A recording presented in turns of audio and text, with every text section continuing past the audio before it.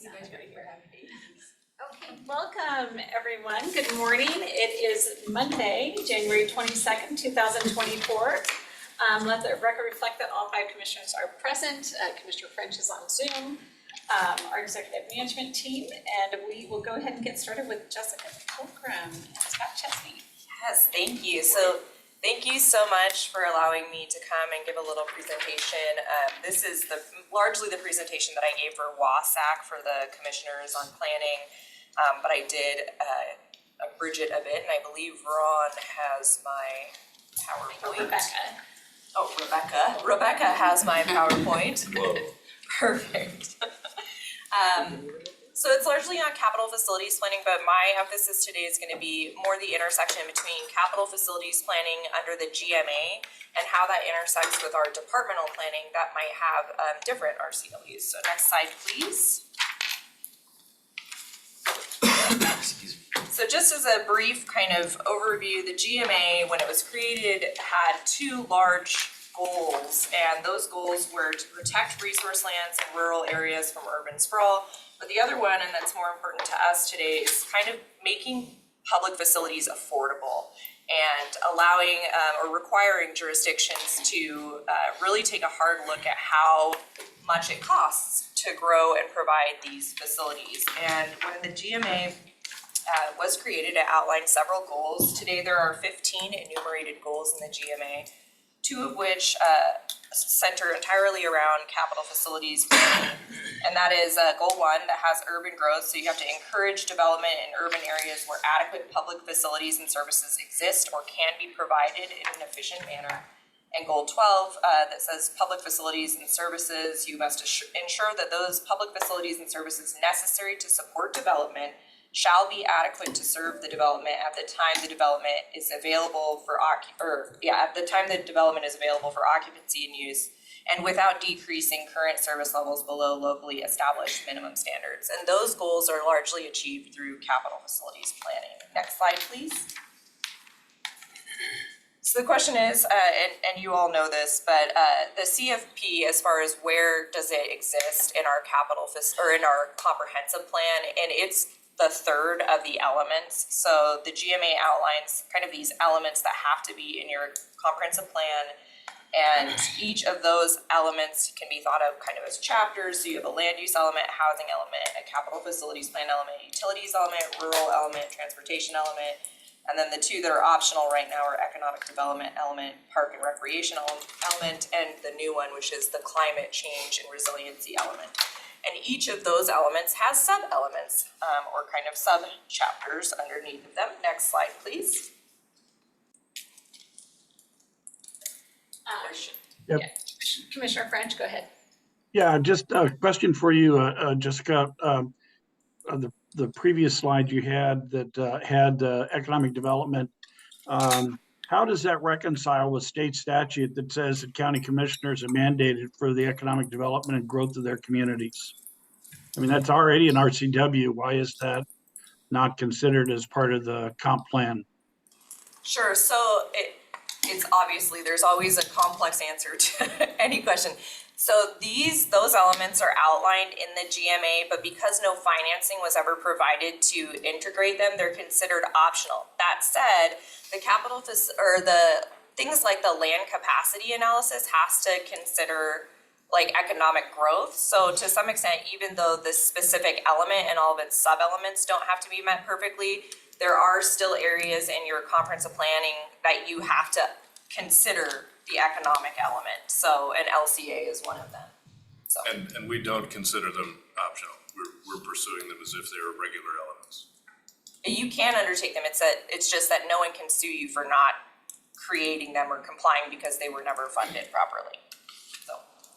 Okay, so as far as the sub-elements on the capital facilities plan, you all are very familiar with this because we've gone over it a lot, but what it requires of us is important because you'll start to see the intersection of what is required for other planning, like solid waste planning, sewer planning. It has a lot of overlap. So the capital facilities plan requires that we identify all publicly owned fixed physical facilities that are related to the provision of public services. So those are what capital facilities are defined as. We have to set a level of service for all of those facilities. We have to provide an inventory of the current locations of those facilities.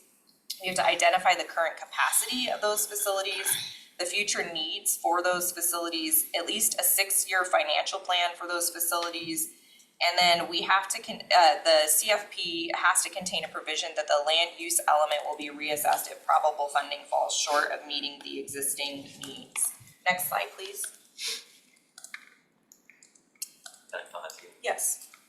What would that look like in practice if you had to reassess an element based on lack of funding? Yeah, and so we'll talk about that more later too. I do have a slide, but everything is entirely dependent on whether you can provide adequate services. So if you can't, say you have an area that you've designated as residential and you're realizing, oh, we can't actually afford to put sewers out there, or we can't get it out there physically, then your options are raising more money to make that happen within 20 years, or you might reassess the land use element and maybe make it light industrial or something like that that has less of a demand. So that's what's contemplated.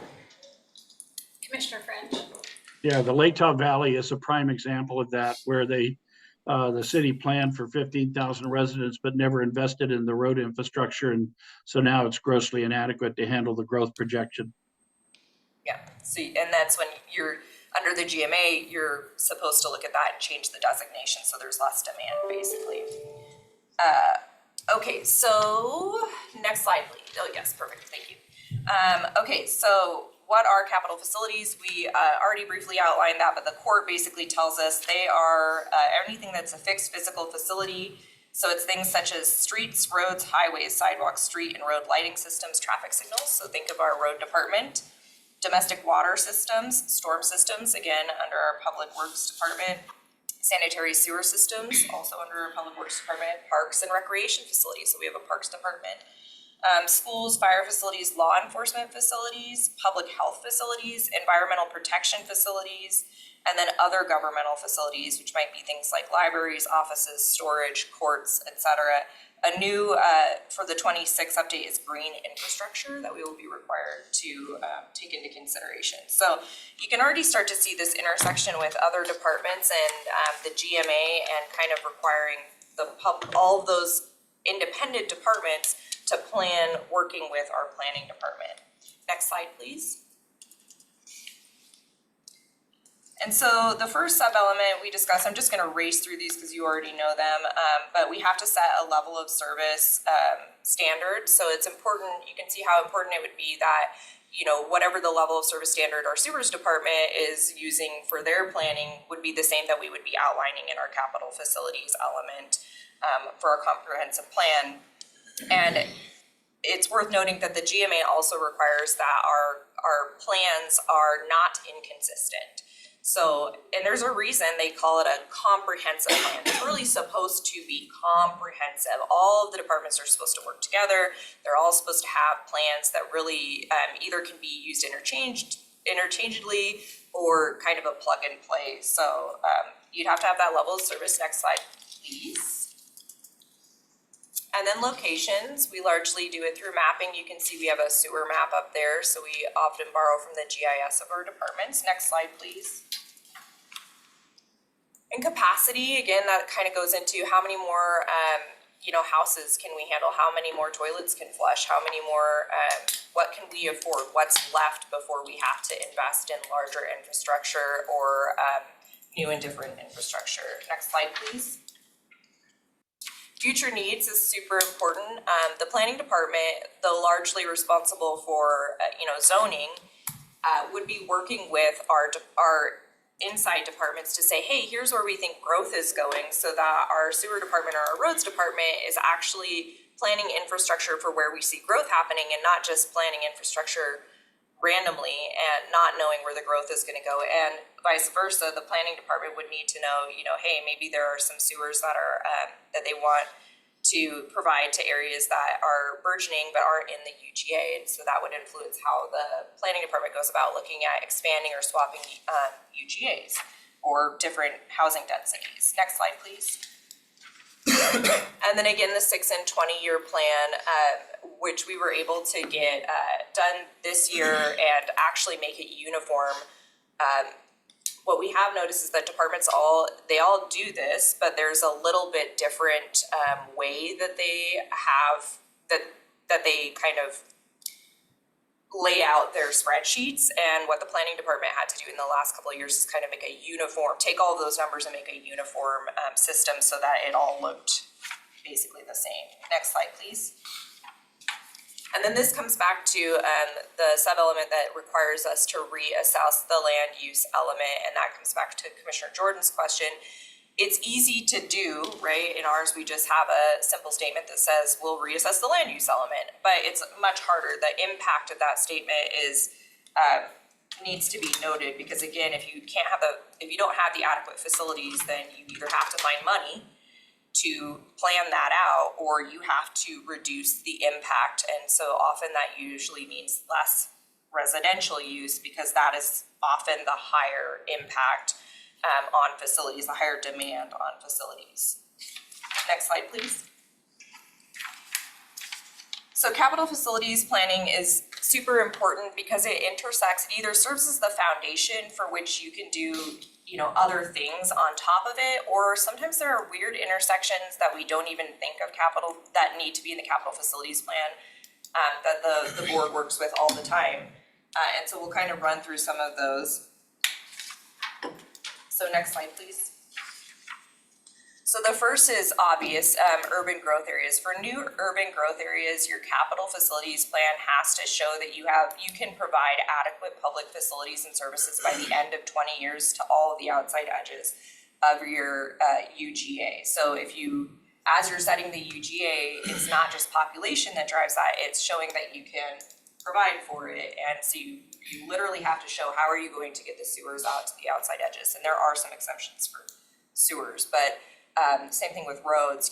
Really it's this program of how are you going to actually provide it, and it's really a budget exercise to make the county and the board stop and think, can we actually afford to grow the way that we want to grow? Because the bigger the sprawl, the more it costs.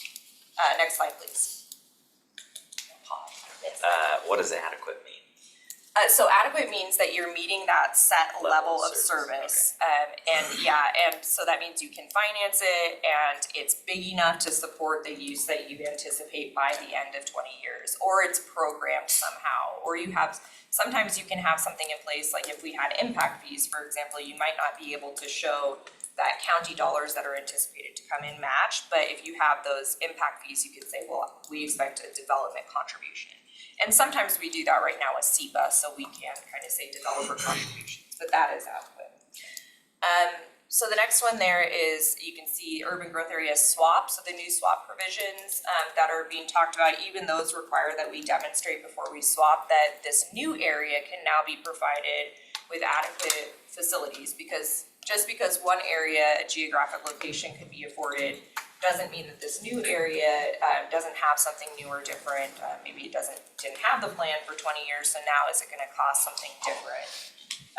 So before you can do the swap, you have to show adequacy through your capital facilities plan. Next slide, please. And then we come back to the land use element. If you look at the land use element under the GMA, it basically says that, hey, you have to, when you're setting these zones, you have to consider whether you can provide adequate services. So just because you want to upzone light industrial to residential, it's not always that easy, right? You might have sewers out there that aren't adequate. So before you upzone that, you really have to contemplate whether you have adequate facilities, and you have to demonstrate that through that capital facilities plan. So it requires a kind of a dual adjustment every time you change land use. Next slide, please. Rural schools that serve urban students. So if we have those schools are actually some of the few schools that are required then to work with the county in creating a capital facilities plan for those schools.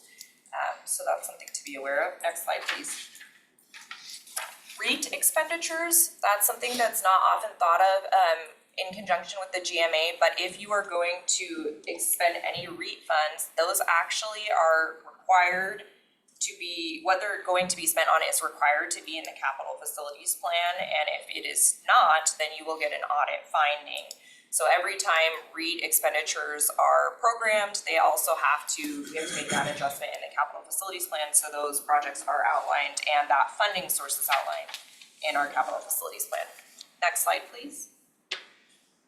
Impact fees, if we were to institute impact fees, the only way that you can do that is to basically adopt development regulations for that and then also program that into your capital facilities plan.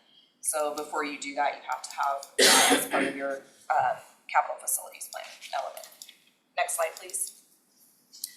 So for landlords as well, they have the same requirement that you demonstrate that you have necessary public facilities and services to serve the landlords, not unlike a UGA. So before you can increase densities or change the logical outer boundary, if that's even possible, then you have to demonstrate that you have adequate facilities in your CFP. Next slide, please.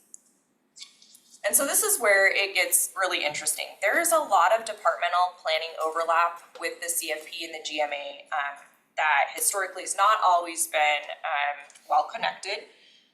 So we'll outline some of that here, but the transportation planning actually happens under a separate RCW, which is RCW 3681, and sewer plans for our county are done under RCW 3694.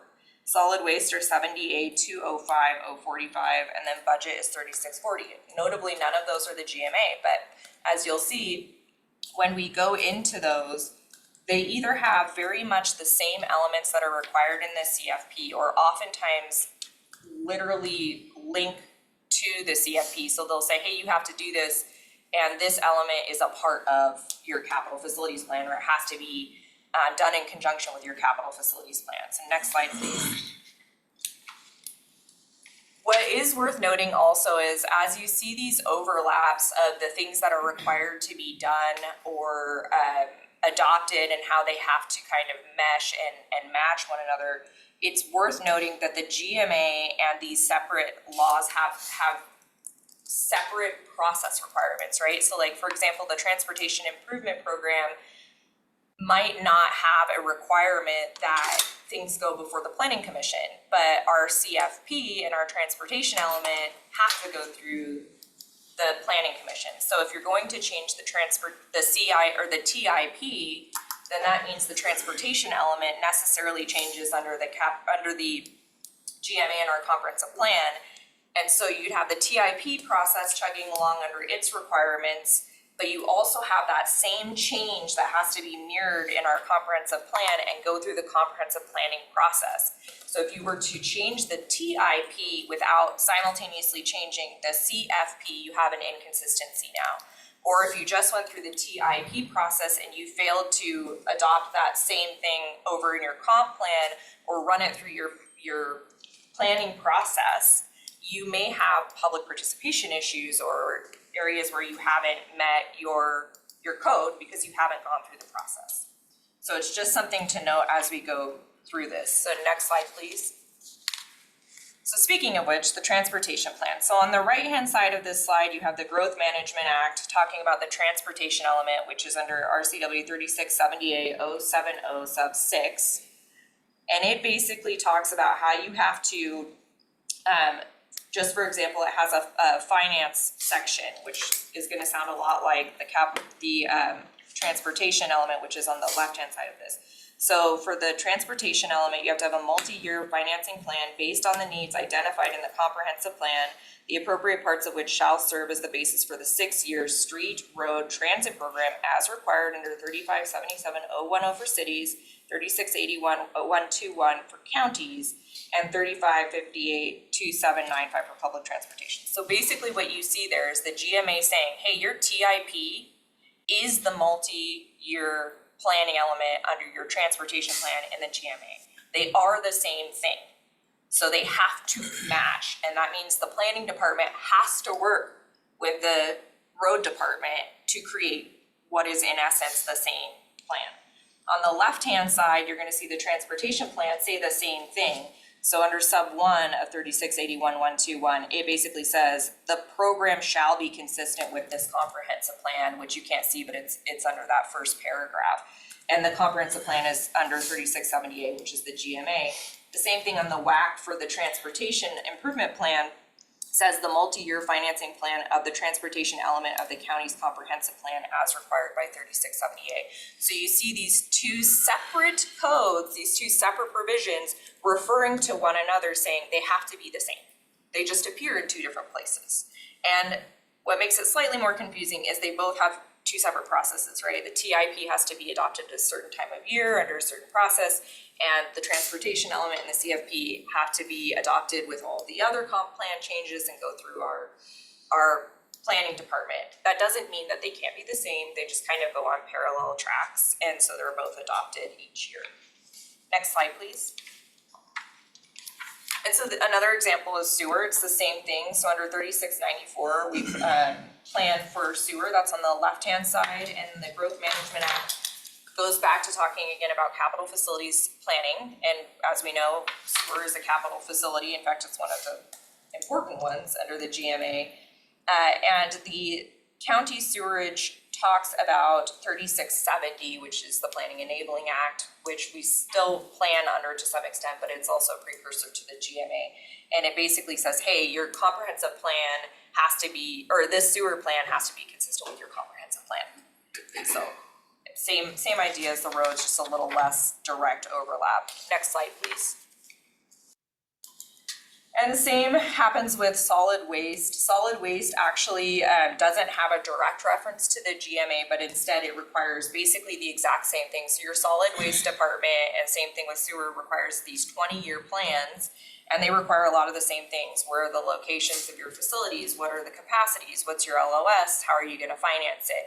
All those exact same things are required in the capital facilities plan element. So they basically overlap directly in that manner. Some quirks that can happen though would be, for example, the sewer and the solid waste plants are required to be 20 years, but it doesn't say what that 20-year span is, whereas the GMA kind of tells us, right? We know that we have to do our next update in 2026, so our span's gonna be 2026 to 2046. So you can run into issues, or at least a lot of unnecessary I don't wanna say overlap, a lot of unnecessary work if you have, for example, solid waste undertaking a 20-year plan that maybe goes from 2023 to 2043, and then you have to basically create that exact same plan again for your comp plan update that's now gonna have to go from 2026 to 2046. So it makes a lot more sense to make sure that all of the departments are planning together on the 20-year plan so that you don't have kind of unnecessary work that you're undertaking, one update and then just immediately turning around and having to do that update again. So coordination, it can be pretty important, in addition to, of course, making sure that everything's consistent. Next slide, please. And then another example of just kind of an unknown or often overlooked intersection is the annual budget. So when the board adopts its annual budget under 3640, it says capital improvement plans must be consistent with your comp plan and go through your CFP planning process, basically. So you can see this in 3670A 120. It says each county and city that is required or chooses to plan under the GMA shall perform its activities and make capital budget decisions in conformity with its comprehensive plan. So when you do your refunding and your budget, your other budget updates, they're supposed to be consistent with whatever your capital facilities plan says. So if you've promised basically in your CFP to build a park in order to meet your LOS, then of course your end of the year budget has to contemplate that, and we actually insert a recital into your resolution when you adopt the budget that you have contemplated this as part of your comprehensive plan, and it's all consistent. And then of course, things like the REIT expenditure have to be contemplated as well. The GMA actually allows your CFP to be amended twice a year. It's one of the only things that's allowed to be amended twice a year. And this, as long as the second amendment is concurrent with your budget. And it's to allow kind of that wiggle room if you all look at your budget and decide that you need to make some adjustments, you can adjust it in that way. And I believe that is the end of the presentation. So I think I'm ahead of schedule, oddly enough. So any questions, I'm happy to answer, or Scott's here as well for how the planning's going forward. Thank you for the thorough review. So have we considered, or maybe we have, somebody, like a point person in Public Works here that could be that capital facilities kind of coordinator and working with the planning department, you know, that's cross coordinating, I guess that's the right word, between water, sewer, streets, roads. Kind of the city kind of had that capital facilities that brought all those plans together and worked with planning to make sure that they're all aligned. So I was just wondering if that, I know you guys did a lot of work to align all the plans, Right. but could that be being done in Public Works? We did it on sort of an ad hoc basis recently because we were trying to align all of those elements as quickly as we could. We're talking with Scott, we're talking about getting the departments that are directly involved and putting the department heads, out around a table and saying, how are we gonna do this? Let's create the staff team to do exactly what you're asking for. So that's on our horizon for 24. And that'll be part of the 26 process. I mean, you're really familiar, Scott, with having the You're talking capital. integrated capital. Yeah. Yeah. We don't really have that particular moniker here, but certainly Scott in his role in trying to bring together all the plans is kind of that, being that convener of the capital facilities to make sure all of our 6 years are aligning with our CFP. We're in harmony with those things and we're doing annual updates or amendments consistently with that process and kind of shepherding them through similarly to what you and I had experienced before. Commissioner French? Thank you, Madam Chair. So just a couple general comments. One, not all growth is sprawl. And so I want to be able to try and make sure that we've got a clear definition about that. You can go to Smart Growth USA, which is the only nonprofit venue for determining whether sprawl exists or not. And in their last national publication, they said that Spokane County is in the top 10% for fighting sprawl. So I just want to make sure that we don't leave the impression that that's a concern that we've got here. We're very diligent about that. The other part of the comp plan regulations that you didn't address here was housing affordability. And, that is now becoming almost unachievable anywhere in the state. Talk to commissioners across the state, and everybody's challenged with this. And part of the problem is that the growth regulations in the state has outpaced inflation. And we've got now more regulations and more cost and more burden on creating housing than we ever had before.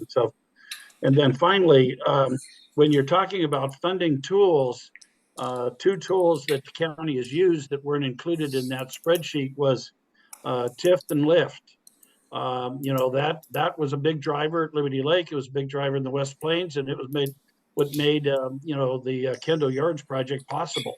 So those are funding tools that allow growth to pay for the infrastructure and stuff. And so I think that should be reflected in your analysis in terms of financing tools necessary to build out capital facilities.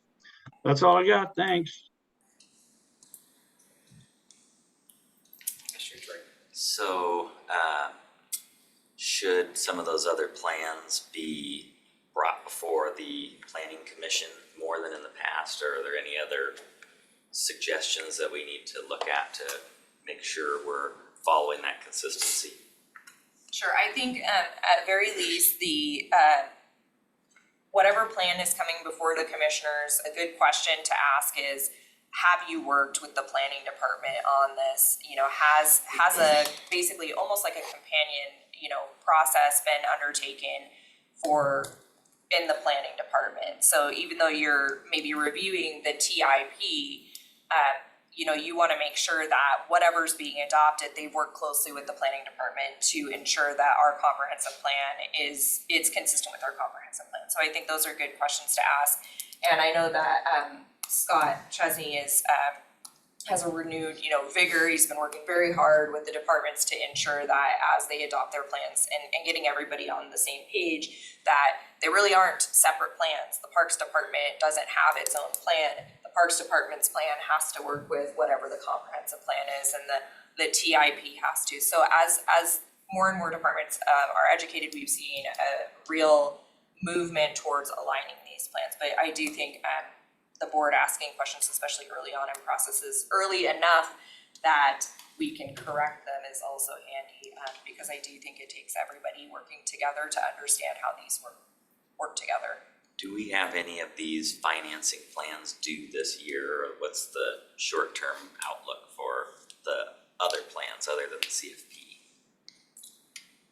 Are you referring, Commissioner, like to our CIPs, our capital improvement plans? So, I won't say traditionally because we're trying to align things together. We've been a lot more disciplined the last couple of years of ensuring that we bring a 6-year capital improvement plan in front of the commissioners to adopt as part of the annual budget process. And that's part of the discussions we're having with aligning with our planning team, with Scott, figuring out how do we want to route those things? What's the mechanism we want to route those through to make sure we're bringing consistency? And then there's the whole element of how does that align with the CFP? And I've got a number of questions as well here. So yes, we're getting better at creating some mechanisms to bring those together. But our 6-year is, in my experience, has been our most immediate and relevant sort of document because it's near and not so far out.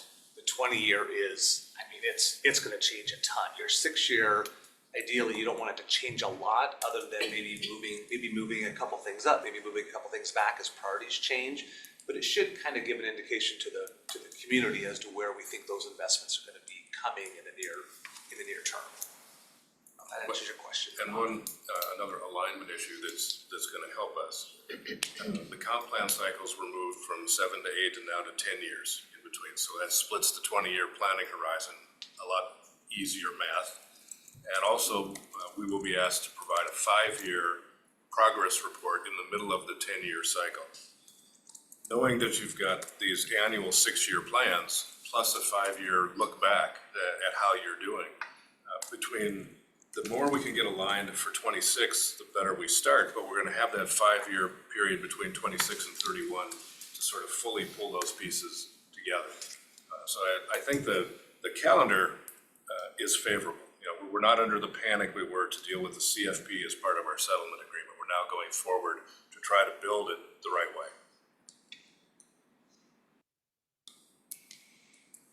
I have one more. So at the budget time, when we're talking about REIT, we should be doing that early. Yes. And if there's a REIT decision that's made around budget time, it must be in the capital facilities plan legally. Yes.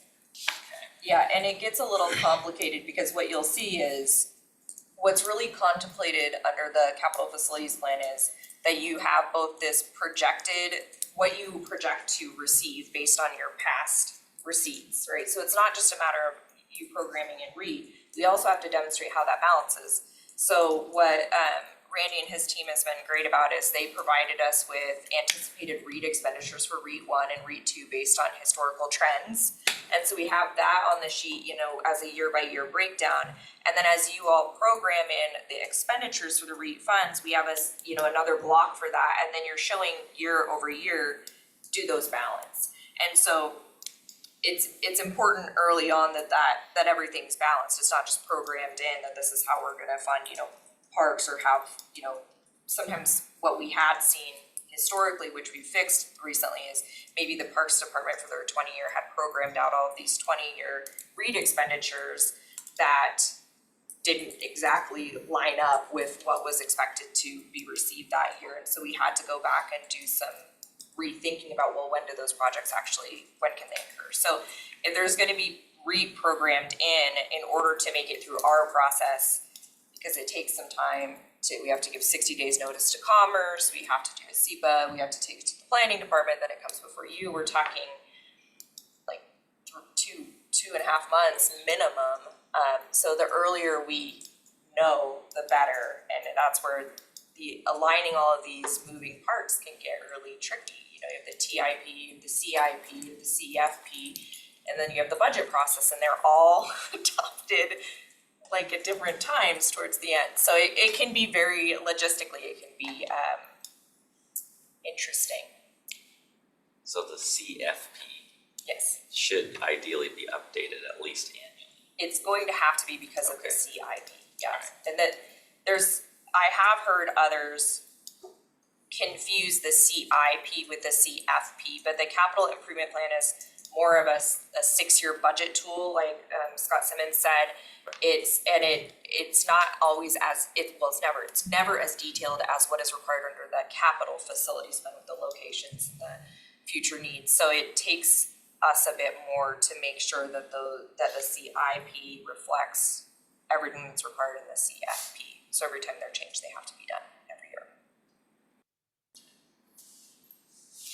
Jessica and Scott, you referenced 6-year and 20-year, and as I look back through the presentation, if I'm reading this right, GMA says at least a 6-year. Yes. Does it reference a 20-year? So what you'll see, and I addressed this in more detail in my other presentation, the 20-year is I'll say it's on the horizon for what the courts and the GMHB are interpreting. And that's because what you look at is the GMA says that you have to have sufficient capital facilities and services for whatever the planning period is. The planning period is 20 years. So if you're going to demonstrate that you will have adequate public facilities and services by the end of 20 years, that necessitates the argument is it necessitates some form of financial planning, because how else would you be able to tell if you would have adequate facilities and services? The GMA never expressly says that you are mandated to have a 20-year. And one of the reasons we undertook the 20-year was because it was required by us in our settlement agreement, but that's a challenge that FutureWise has made. And so I anticipate that it is on the horizon for a challenge that I think they'll be asking the court to make, but that's the interpretation. Okay, so 6-year, not clarity around a 20-year, but Correct. you do reference that on the solid waste does specifically call it a 20-year. Yes. Sewer, I think also has a 20-year. I am 99% sure. I'd have to triple check. I know our team plans for a 20-year. Yeah. I didn't see that in some of the presentations. And then transportation, I I don't think it's think just they a have, 6. yes, they just have, but I think they have a 10-year requirement somewhere else, and I'd have to look that up, but it is admittedly sewer, solid waste, and roads. Financial planning is not my area of expertise, but when I undertook this presentation, I just was basically cherry picking anywhere that referenced the GMA. So I'm not the expert. I'd have to look at exactly where those are. I do know I've run into the 20-year planning period, at least for sewers. For roads, because of the SRTC process, there's a very detailed 6-year plan that rotates all the time. They also have their 2045 horizon plan and their longer term looks. So while they're not doing the detailed 20-year horizon, they do have that same perspective, as does STA, that where are we gonna be in 20 years and how do we start looking at it? So they sort of align. Yeah. So I guess I'm just thinking for the board, when they think about the CIP and the CFP, how should they be thinking about, one, the process that they should be going through, and two, knowing the CIP will be updated on an annual basis. And I'm broadly saying the CIP because we have our CIP for transportation, we have our CIP for sewer, and then we have our other CIP, which includes everything that's not transportation or sewer. It's gonna be your parks or the REITs, it's gonna be your other facilities, it's gonna be everything else is not in there. So we update that annually. And I'll get back to the amended one in a second. And then we have our CFP, which is our 20-year? 6 and 20. So we have a 6-year CFP. Yeah. Okay. So as far as practically aligning those things, I believe this last year in the annual budget, when the board adopted the budget and the CIP, they also, in the resolution, updated the CFP to reflect and align those, right? Right. Okay, so is that the right mechanism for ensuring alignment with those annually? Is that something the board should expect to see on an annual basis? In the budget, the board can expect to see language that says whatever they're doing for adopting the budget will be reflected in the CFP. However, it gets a little trickier when you're doing the 6-year CIPs because those are necessarily amending elements of the comprehensive plan, they also have to go through the 60-day notice to commerce, and we're still working on how does that work with the board's budget adoption, because oftentimes the board won't have a really final budget up until the day, and we're supposed to have kind of the most final thing that we can get to commerce so that they can review it 60 days before the board's final action. So we're still working on that, but our planning commission has to see whatever changes take place. So I don't have a great idea for how to align those. I leave that, it's not my lane, but it is, you are right to be concerned with how do you do that. But yeah, it can't just go to the board and then be adopted. It has to also go through our planning process. So that's kind of where I'm getting to here is in other jurisdictions some jurisdictions take your CIP, everything, whether it's roads, water, sewer, transportation, capital, everything, and they bring it through the plan commission process. And so it creates alignment, it creates visibility, but because that is oftentimes done maybe middle of the year in the June, July, August, September timeframe, you run the risk of that gets adopted and then you get to your annual budget and the board wants to make changes to things.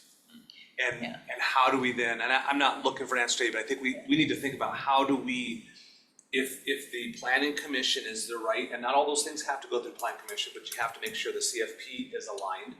So if that's the right way for us to funnel and ensure consistency, how then do we reflect something that gets changed prior to budget adoption or during the budget adoption process? And it kind of gets back to the amending. You mentioned you can amend twice a year. Mm-hmm. One has to be done during the final budget adoption. One could be done mid-year, essentially. Correct. I think those are some of the questions we need to ask to figure out how are we meeting all these things, bringing all of our planning process together, and then recognizing that there could be some inconsistencies, and how do we solve on those things? Commissioner French? Thank you, Madam Chair. The other element of the Growth Management Act that helps complicate it for counties is that the Growth Management Act really is a directive for cities.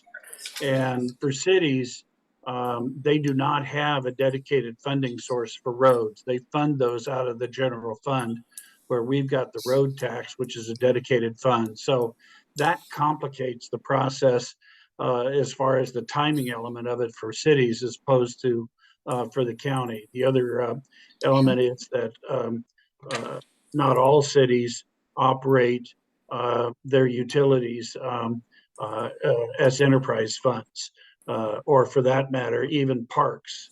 The city of Spokane operates parks out of their general fund as opposed to setting it up as a separate enterprise fund and stuff. So those elements that are unique to cities but not counties complicate the process from a budgeting standpoint. That gets to your issue, Mr. Simmons, with regard to timing. Yeah. Just a piece, it's not crystal clear in my mind because it calls out the chance and likelihood that we could have a aligned plan mid-year and then an unaligned plan during budget adoption, but we need to make sure those things are reconciled. So you reflect the fact that in order for the CFP to be, if I understood correctly, for the CFP to be updated and revised, amended, it has to go through the planning commission and the notice requirements and all that sort of stuff. So is that something, and to think about, if the board adopts the budget and moves some things around in the 6-year CIP, can it then, after the fact, go through the plan commission process to amend it to make sure that we're then in alignment? I don't know the timing of those things, so. I will triple check this, but my understanding is there is a lesser public participation requirement for the second adjustment for the budget element. There's a reduced public participation under the GMA for the second one done in conjunction with the board's adoption, but I will double check that. So there is that separate check. an added complication is that some things like the TIP statutorily have a month in which they have to be required. I think there's October, November. And where it can get even more interesting is where maybe because you have to adopt all of your comprehensive plan updates once a year, taken together, except for the CFP, which can be done twice. Say you adopt your land use changes and your CFP has to be adopted concurrent with that. Say you undertake that in October, and then you're gonna have the CIP that's done in maybe November because statutorily it's required to, and then you have the budget adoption, but you can only amend the CFP twice. So you could, I guess, theoretically adopt it in October, that CIP could come through, or TIP in November, and then the board's budget adoption can kind of reflect whatever programming is there, and you kind of wrap it all together so that everything by the end of the year aligns, if not exactly, But those are interesting questions, and you see this all over in the GMA, right, where they want this consistency, but then they have these separate processes, and then it's like, but how do you make it all align perfectly, and it doesn't? And I think what we discovered at the WASAC presentation is that there are a lot of counties that don't even know of the requirements, and they don't contemplate that their departments might be working in silos, and they have these GMA requirements, and so it's tricky. But at least we can acknowledge that. I had a couple questions around the Lammerts. Yes. So if in theory, I mean, if we extend the urban growth boundary to encompass a Lamert, I assume it loses the designation Lamert, correct? Yes. Can a new Lamert be created, or are all Lamerts a product of development that happened prior to Growth Management Act? And the only reason I say it is because when you talk about, I mean, just what they're Sure. called, the more, intense rural development, you can't really get that intense rural development, post GMA. So can a Lamert exist if it doesn't already exist kind of currently? Do you wanna take the first bite? Yes. Okay. GMA contemplated Lammerts as something that pre-existed GMA and were just reflective of rural centers that were there. But there are three types in the GMA, type 1, type 2, type 3. The type 1 is one we're mostly interested in. It's what's up at Mead, it's what's out at Four Lakes. Those were not contemplated to grow beyond their boundary. Now, there's been legislation in the last couple sessions that are starting to reflect that these we want to look at these in a different way, which is what we've been talking about here. But a type 2, which is generally a recreational or some other intense development that's out there, and type 3, which is more of an industrial or a job created one. Those do not appear to be, well, put it this way, it appears you could create a new type 3 Lamert if you had the business or industry to do that and the supporting things around it. It's the type 1 that has the limits on it, the residential, small density growth. Okay. Yeah, and I think the type 2 was the agriculture. Ag tourism, Yeah. resort. And I believe Dave was just talking about this on Commerce, that those can be created kind of parcel specific for new, agritourism, so some of those can be new. And then the type 1s, the more intense, it used to be that they had to stay static in time until they basically just were frozen or fizzled out. But there's been, as Scott mentioned, there's renewed legislation on allowing more intense uses, and then again this year there's another focus on even intensifying that even further. Those uses may be allowing bigger things that hadn't been contemplated like grocery stores, and basically taking into consideration that those Lammerts are where people live and they need services so that they're not having to drive great spans. So that's kind of the answer to Okay. your question. All right, thank you. Back to schools and capital facilities. Oh goodness. I We've didn't had this- study for this one. Have this, round and round on schools where it's their facilities are supposed to be part of the CFP, but we certainly can't provide it as a county because we don't know it yet. We are obligated to plan with them for it. And if I understand correctly, schools are not allowed to go for bonds that are planning for future capacity, it's only current capacity. And yet we have a requirement to plan for school facilities in our capital facilities plan. So can you help us reconcile those two inconsistencies to the best of our ability? Partially. The practical way we do that is to simply engage with the school districts on an ongoing basis and talk candidly about where growth is going. It's almost like nothing comes out of that except a handshake. The other part is kind of the get out of jail free card, which the legislature adopted last year, which is to say, if the school district chooses not to participate or is not forthcoming or doesn't meet our needs, we're no longer held account for that.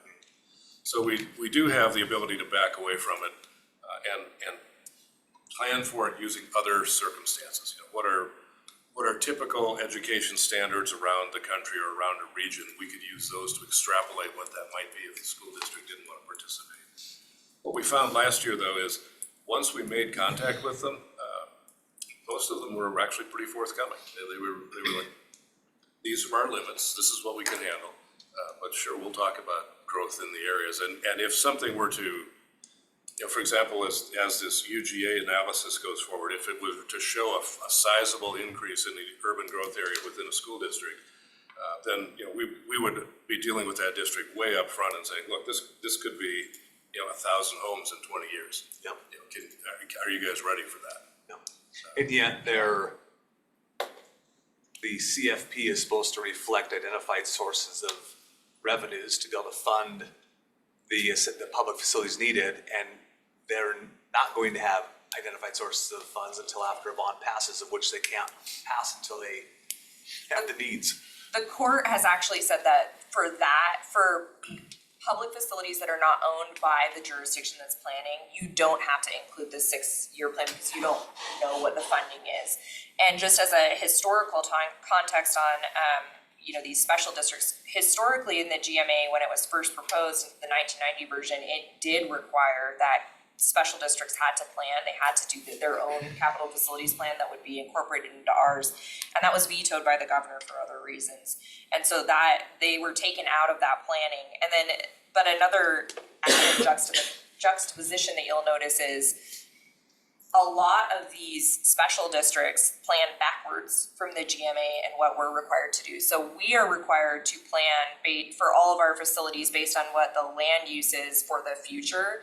And water, for example, is required to plan based on what we decide basically going forward. So they expect us to say, here's where the facilities are going to be, and based on that, change the land use patterns. But then the water districts do the exact opposite. They say, based on your land use patterns, here's how we're gonna plan. So there's this weird backwards planning mechanism. But I guess what's overall contemplated is that everybody sits down and talks and says, here's where, you know, hey, Cheney, watch out. Here's where the population's growing. Now you have 20 years notice. Plan accordingly. And I believe the law allows for an impact fee for development dedicated to schools. Impact fees probably don't amount to much for small projects, much like the comp plan amendments that we've seen for these last couple of years. But if you're identifying a bigger parcel that's going to have, you know, hundreds or maybe 1,000 or more properties, and you've got a 20-year horizon on that, then an impact fee may be a reasonable tool, you know, if that was a public policy decision the board was willing to engage. But I believe the Yes. door's open to that. Yeah, as long as you program it in your CFP, you can do that. So that is a tool. Perfect. Well, now we're over time. Thank you. Yes, oh, any last questions? So there's a group that's gonna be meeting, right, of staff that'll be talking about ways to align. Can we get kind of some recommendations out of that for process that are run through the prosecutor's office beforehand? Oh, yeah, I think I know what you're asking. Yes. So we already started that process this last year, but we just started it. So now we're in the throes of talking about how soon do we start meeting in the year? Are we going to route those through Plan Commission? So yes, that's what I want to get to, Commissioner, is a recommended path forward on how we're annually going through the updates to the CIP and the CFP process, and when would the board expect to have touch points on those? Yep. Wanting, I guess, to follow up with that is having Jessica be part of that Oh, yeah. conversation. She has Okay. been. Okay. All right. Okay. Thank you. Thank you very much. Thank you. Okay.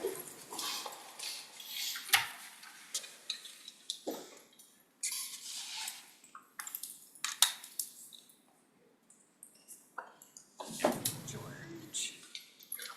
So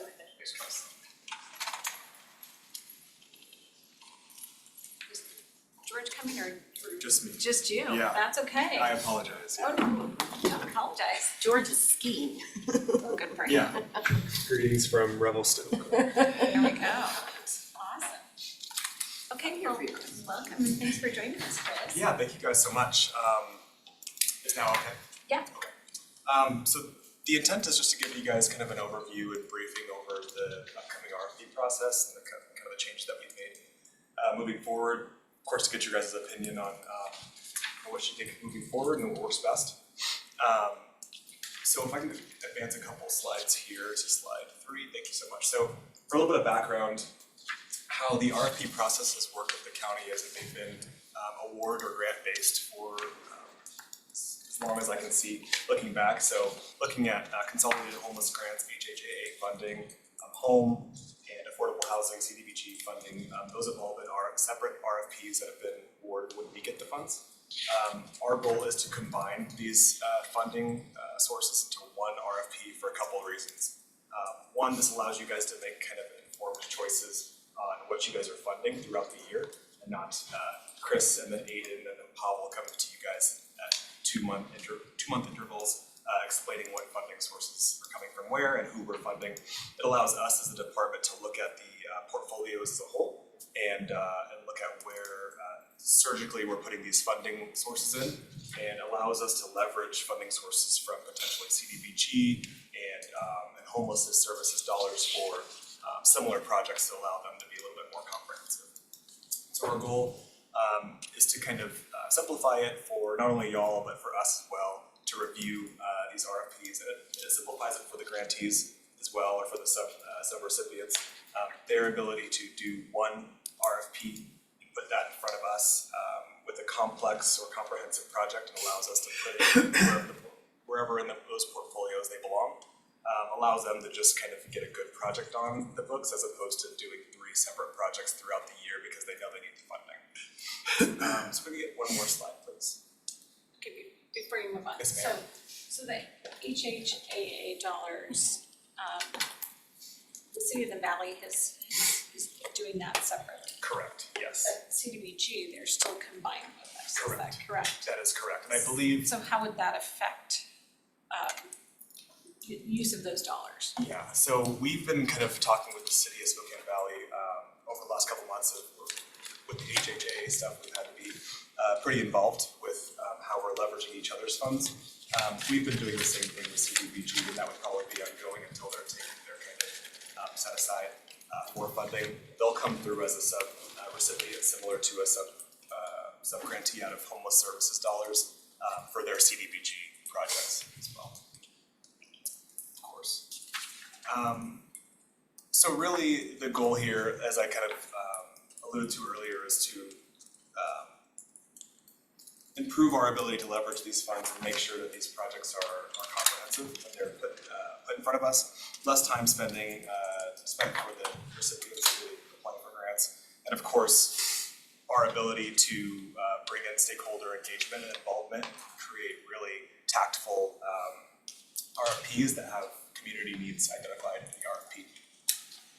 So one more slide, please. So we've touched about a couple of these things, but what I would like to call attention to is the inclusion of community voice. That's something that, as the new team has kind of got together at HCD, we've really been focused on getting some stakeholder engagement, and instead of going from that awards-based grant process, going to a needs-based grant process. So identifying the need and leveraging funds from potentially multiple different sources to see how the best that project can be funded. And so we've done a little bit of that over the last couple months. And of course, timely contracting, which we discussed before. So when we're putting in front of you guys multiple briefings and RFPs and everything, that's difficult for us to get those contracts out to the sub-recipients and get those awards going. So our ability to put those all in one fell swoop allows us to roll right into that 7-1 process and get people paid timely, which is, I think, super important. Next slide, please. So this just calls attention to a couple of community engagement meetings we've had. November 14th was the first one, then we had a follow-up meeting based on the results of the November 14th meeting on December 12th. These meetings were great and brought together not only the whole HCD team, but previous sub-recipients, past sub-recipients, city employees, county employees, everyone at the table to really discuss what are the needs in the community as they see them. It's easy for the county or easier for the city to say, hey, here's where we want to invest these funds, but the community coming forward and showing us where those service gaps are is really powerful. We've taken a lot of those service gaps and placed them into the RFP that will be released here in a couple days. Next slide, please. And then I would just say, in those community meetings, did you also have some of the small towns participating? Absolutely, yeah. So our HCDAC has those small town representatives, and they've been provided, of course, in case you missed it, and invites to those meetings.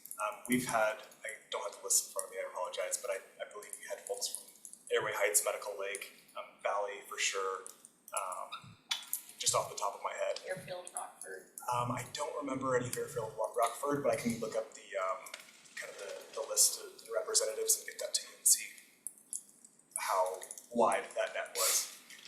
Just because we tend to see some of those really smaller communities are the ones that the CDBG money really goes to help them, that is separate than homeless, and other services, but are still needed within those communities to provide for them. So that's where I just, like to make sure that we're paying attention to them on the CDBG side, especially because we were able to fund a lot of little projects with ARP dollars for sewer and sidewalk, just those kinds of things. Yeah. That's what the CDBG really helps those small communities, Absolutely. because they don't have the funding sources that everybody else has. I was just gonna point, in our packets that were sent to us, not the paper ones, the ones that were emailed to, that you got some photographs of the meetings.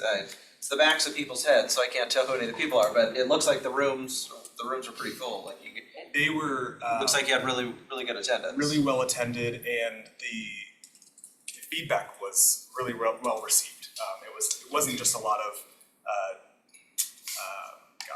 fluff. It was a lot of we really need investment into these resources. Youth was something that kind of came in both of these meetings. We need investment into youth outreach and rural resources for youth, right? And so and then to kind of answer the previous question, what I think some of the program managers have done from the stakeholder engagement meeting is take this feedback and discuss this with current sub-recipients and past sub-recipients. So I know that Aiden has been talking with current sub-recipients on the needs that they see in those smaller cities with CDBG. I know that we've had engagement with partners that we don't currently subcontract with to give us additional information on youth programming and what they'd like to see in the community. Yeah, and I would just say on some of the CDBG with some of the smaller communities, it's maybe looking to at what ARP did, because that kind of took the place of that, and made some advancements for them that wouldn't be on your radar, but would have been projects that CDBG could have funded that we were able to fund through ARP. So, just put that on your radar that way.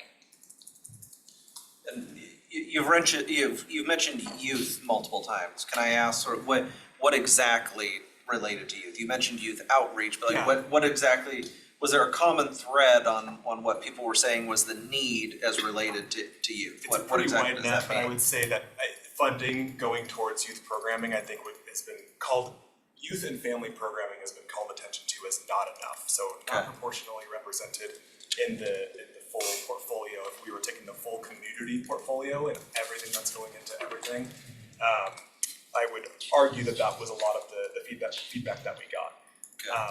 Now, there's a caveat to that in which the funds that go to serve let's say singles, probably don't go as far because the singles population has much different needs than the youth or family population, and recidivism may be a lot higher in the singles community. So the funds that go to singles may be higher, but for different reasons, not that they're unfairly or unequitably disproportionately represented, but it was something that we heard quite a bit of over multiple meetings was, hey, we need more youth programming in the area. Can you give some examples of the youth programming? What types of youth programming? That didn't come through. And so that's something that we would probably work with stakeholders to go, okay, well, what does this look like? So not this meeting, but another opportunity, a grant that we're putting together. So just that's a population that was highlighted as needing additional services. Yes, Okay, sir. Yeah. understood, thank you. And then Chris, as we look at the revenue resources, so these are dollars for the unincorporated and small cities. These are separate than like the city of Spokane or than the city of Spokane Valley. Correct, yes, these are 100% funded through Spokane County, these funds that you're looking at. Right, but they're for the unincorporated areas. It's because the city of Spokane gets our own funding and like the valley is now getting their own funding. Correct, but no, ma'am, these are not separated from the non-city limits. I think that's what you're asking, right? Are these funds separate than the city of Spokane investments in the city? Well, These funds could be used for yes, something, we can invest within the city, but the city is all, these dollars, it is not for, the city has their own funding for these as well. Correct. I guess that's what, so then we tend to try to make sure that we're looking out for the unincorporated small cities that are part of our group. Absolutely. Versus the city of Spokane, or now with the city of Spokane Valley choosing to get their funds directly. Yes. That we still have to have emphasis on the outside the cities. Yes, ma'am, absolutely, yeah, and this is, I alluded to this earlier, but at the 1 year cadence, this allows us to meet with the city of Spokane and look at. No, it allows us to coordinate, but Absolutely. our funds are really more for the unincorporated. Sure. With, if I could, just some clarity, the federal dollars, the only entitlement community is the city of Spokane. So city of Spokane Valley is still part of the funds, city of Spokane and every other Small town. small towns Yep. are part of that. Local is where they went, the city of the valley went and is receiving, they were already receiving a variety of the recording fee stuff, but it's now the HHAA they're now getting directly. I don't know about the state on the CHG. They do not get a CHG allotment, and they don't currently get a CDBG direct allotment to them, that passes. So all the local dollars, the city of the valley now gets their own stuff. Yeah, I think you were out when we talked about that. Oh, my apologies. That's okay. Um, Because I was just wanting to make sure that I was clear how the CDBG still was, the city of the valley was still part of that versus the HHAA's goes directly to them now. Yeah, and just to, I think I'm understanding what you're referencing, which is that we don't want to duplicate these funds within the city of Spokane. We want to make sure that we're serving the entire county, which is something that we're looking at, and when we're discussing with the stakeholders, rural resources or access to resources. This is something that we want to look at when those when those proposals come in. And that's something that we want to fund. Next slide, please. Oh, I'm sorry, I'm still on the slide. So if you guys haven't looked at the big screen yet, we're approximately awarding about $4.5 million from federal funding sources. This comes from CDBG, Home, and the ESG grant, which would fall under my portfolio. $4 million from the state grant, which is the Consolidated Homeless Grant Program. You guys would have remembered a couple of my briefings discussing eviction prevention versus CHG standard. This is where those come through. Those are just all billeted together in one. And then our local funding, which is approximately $2 million. This comes from those document recording fees that we did discuss last week, as well as affordable housing document recording fees that are kind of from last week, but 15% offshoot of that. And then affordable housing sales tax, which is split between me and the affordable housing program's portfolio. Next slide, please. And so just a general timeline, the RFP is scheduled to open this week, January 26th. We've got a little bit of website work to do. this week, and we've sent the RFP draft out to a couple of unbiased observers to give us some opinions, and that's been going great. So the team's been really hard at work to try to get that out by this Friday. It'll be open for about 6 weeks. We plan on having a couple of technical assistance workshops in late January and early February to assist folks not only in the application, but where does their proposal best fall into our portfolios. So again, this is our ability to discuss with our expertise where these applications belong in the proposal cycle. And the RFP is scheduled to close Friday, March 8th, in which the HCD staff, the HCDAC will have time to review and kind of organize the RFPs to get to you guys for a briefing in May of 2024. That would put us on time for a 7/1 execution date for all of those RFPs, understanding that the timelines are a little different for some programs. So for CDBG in particular, they may have longer project periods, whereas homeless services would be 1-year project periods from 7/1 to 6/30.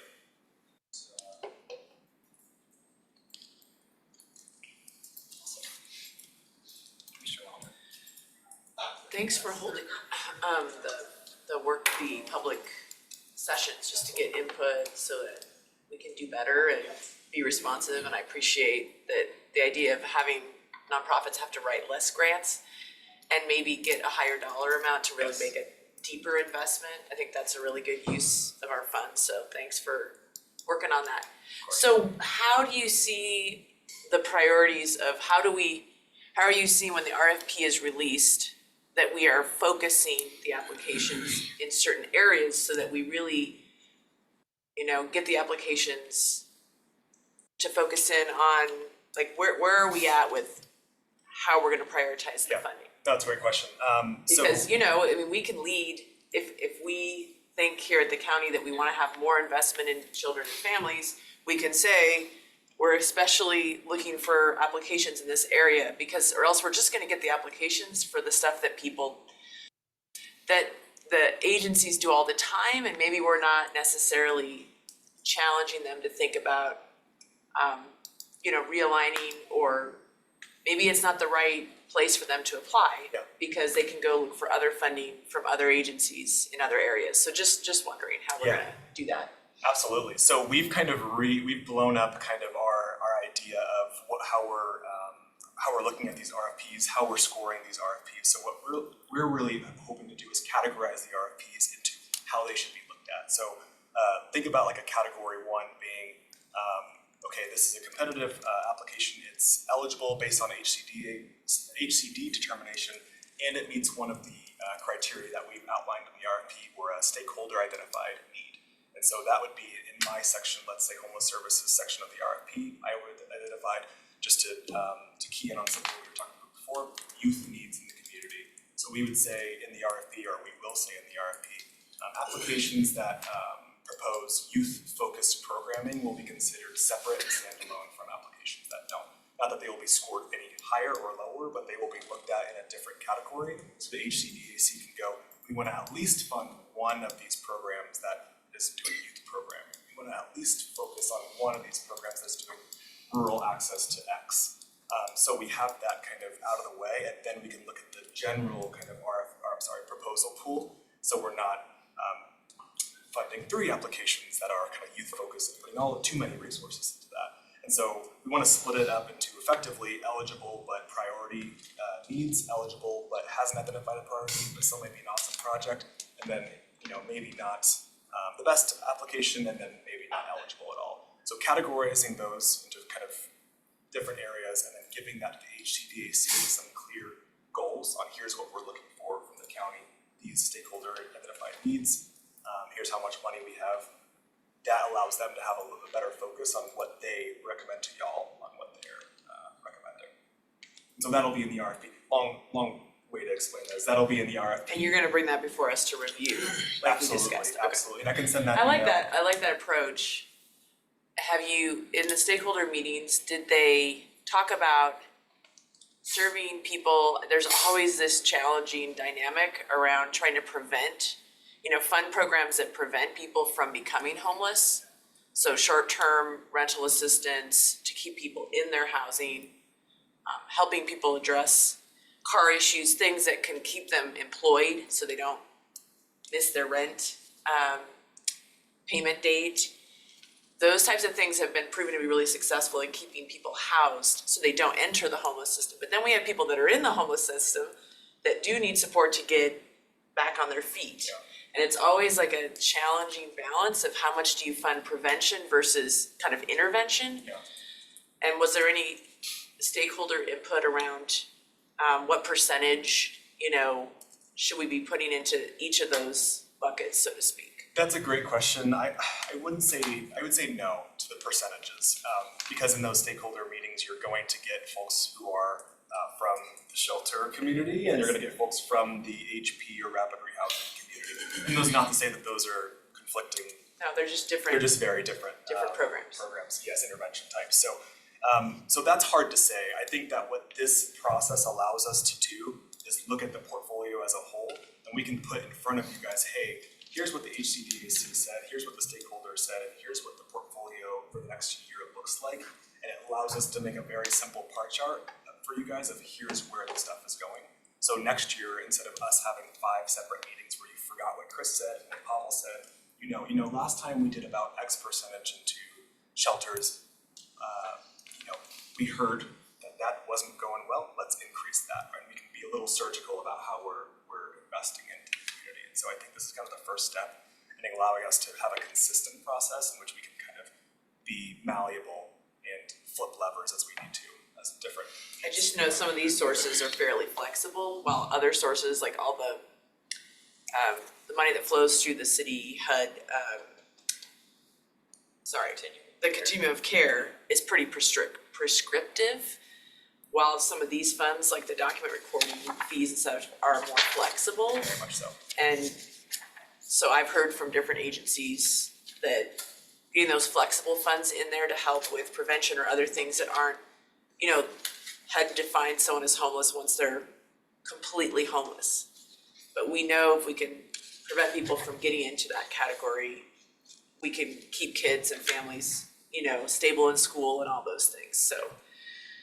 Anyway, I just think it'd be important for us to look at the flexible sources and maybe where some of those programs that have proven to be really successful, and, making sure that when they apply, that they're showing their data, like, hey, we have served X number of families and prevented X number from entering the homeless system, thus saving this many dollars. So really encouraging applicants to talk about the success of their programs in keeping people housed too, rather than just how many I served in my shelter, because that's the other side of it. And I know we need to keep serving people that have, unfortunately, become unhoused. But the continuum of care dollars really does focus in on that population a lot more. Yeah. So anyway, those are just there's no perfect answer, there's not enough funds, so we just No. have to balance it as we can. Right, and again, we've got to look outside the cities for how these funds are getting used, because this is the only opportunity for those citizens to get that help. Right, so like if Because we applications, can't determine what the city of Spokane is putting into their contracts or what they're seeing as their priority. We can just look at it from ours in the outlying areas. And with so this, like outreach to other cities, like Airway Heights or Cheney in the West, like what are some of they're those all part of strategies this. to connect those people to housing in their communities would be a really great approach, yeah, and when we get these applications at the HCD level during the community workshops, what we really want to do is make sure that these applications or proposals are in the right areas. So if someone puts in for CHG, but it may look better for HHAA, we want to go, hey, oh, you just did it in the wrong area, so too bad, so sad. We want to put those in and go, this is where this makes the most sense, it'll be the most competitive, it's the most flexible, maybe it's a homelessness prevention project, which we don't want outcomes to be super measured for X reason, whereas, a different project, we want them to be measured in a different way. So we want to make sure that we are looking at that at the HCD level, but y'all will of course hold us accountable during these briefing meetings and everything of what we need to be looking at the next time that we're looking at these proposals.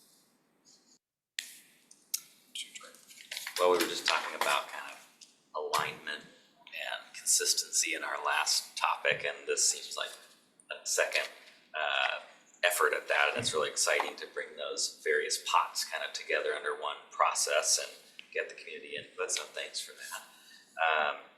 Am I understanding right that after this round of RFPs, we'll kind of do another one mid-year that concludes end of the year?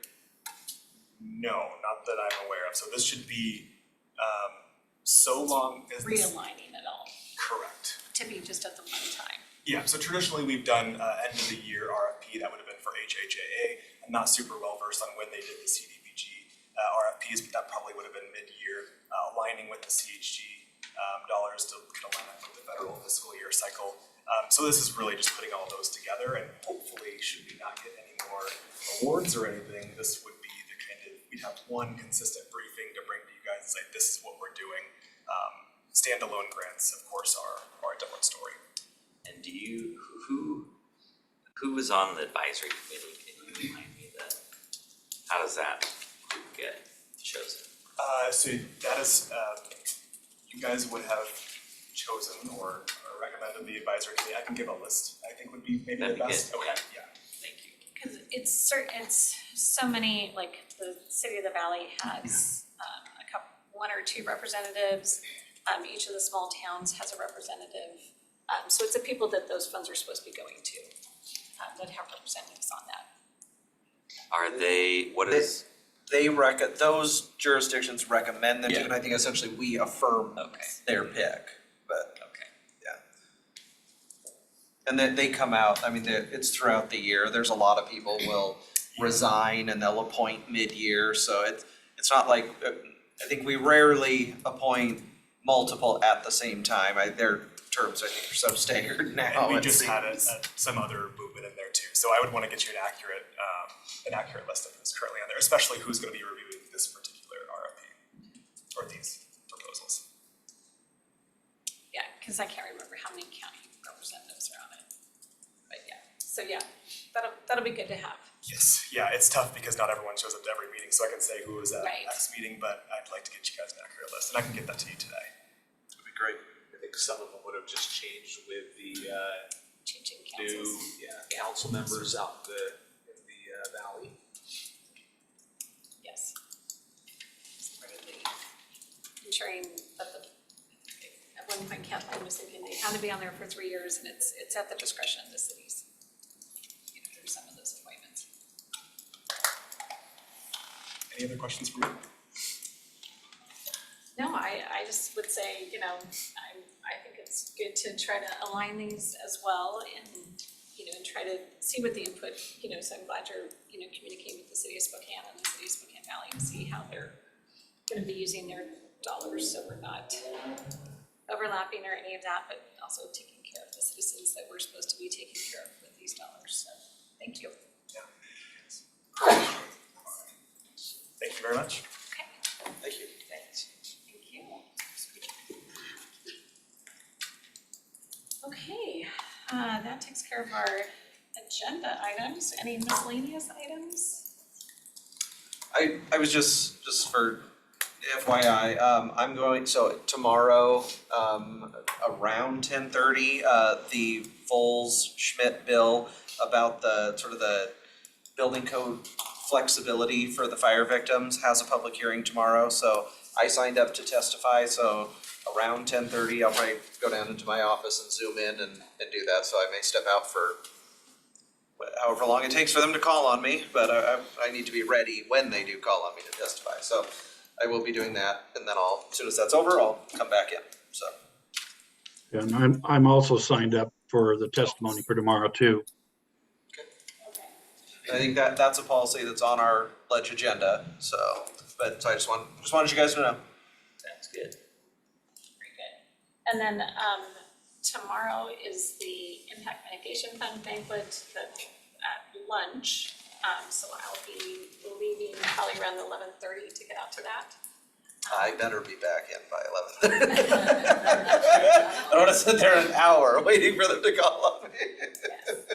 And then hopefully I will be back for the 2 o'clock otherwise I'll be zooming into the 2 o'clock from my car, I think. So anyway, it was the only time that worked for the tribe for their leadership, so we made it happen. And I think Kevin will be briefing that Spokane County will get some money from that tomorrow. scheduling. Any other miscellaneous? None for me. If you have any questions on the resolution to NACO for predatory practices in veteran services, I'm happy to answer them. I know that I sent that out to you guys last week, but if anybody has any questions, just feel free to reach out. Okay, and then I will be going back to the legislative conference, so if there's anything you want me to be aware of. I'll be there too. I have to present the Okay. resolution. Oh, good. We'll have to coordinate. Yep. Very good. Okay. Just one, I'll just share that I did my county spotlight with Betsy Wilkerson, new council president for the city, so thanks to Jessica and Pat for helping with that. It ran last night, I'm sure it was viewed by millions and millions of people, but it was a really great, yeah, it's top on Twitter, or X or whatever it's called, but it was a really great conversation. We talked about, It's up for an Emmy. there we go. It's Already There's award-winning. chatter, Yeah. there's chatter at least. We talked about city-county collaboration, so it was a really good conversation, Very good. according to my mom anyway, it was good.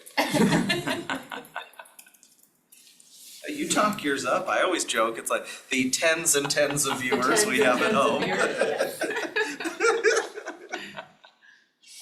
Well, I don't really have anything to report, I just appreciated GSI coordinating the fly-in last week and the opportunity to chat with legislators, and I think I'm hopeful when we talk tomorrow with Mike Burgess on our briefing meeting update, there seemed to be some interest in supporting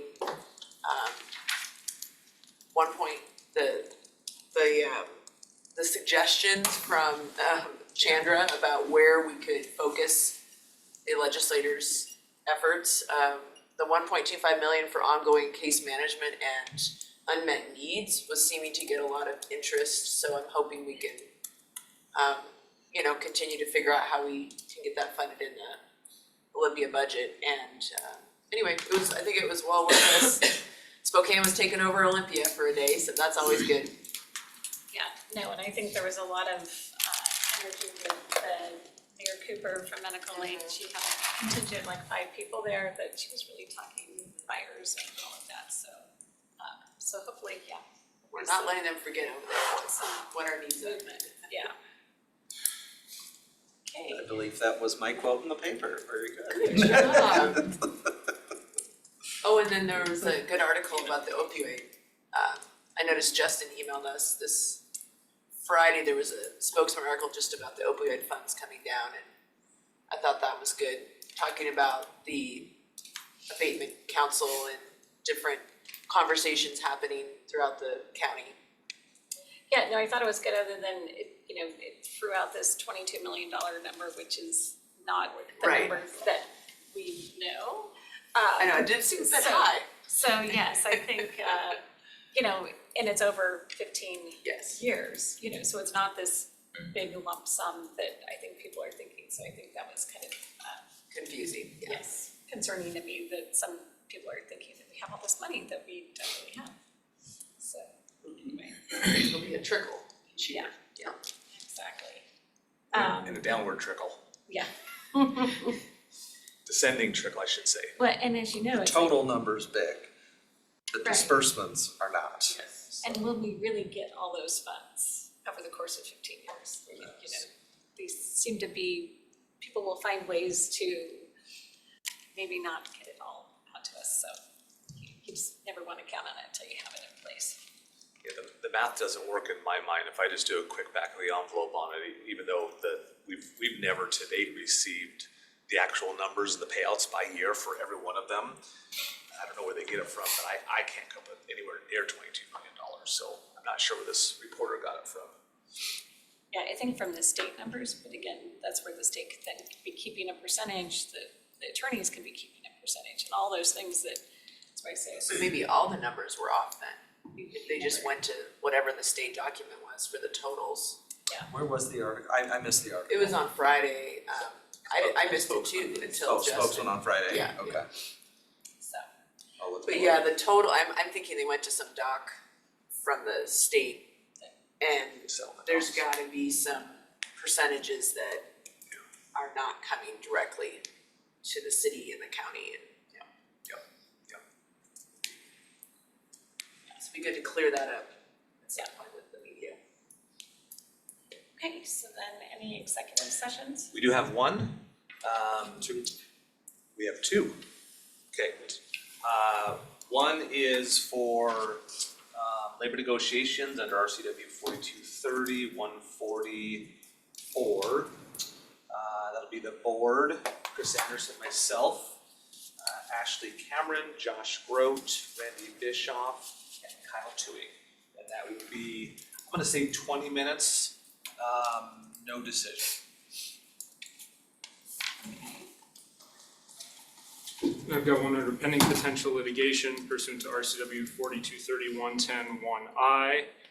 That will include the board, Scott Simmons, myself, Casey Evans, and Preston McCollum from our office. And that will be no action, I would say an hour.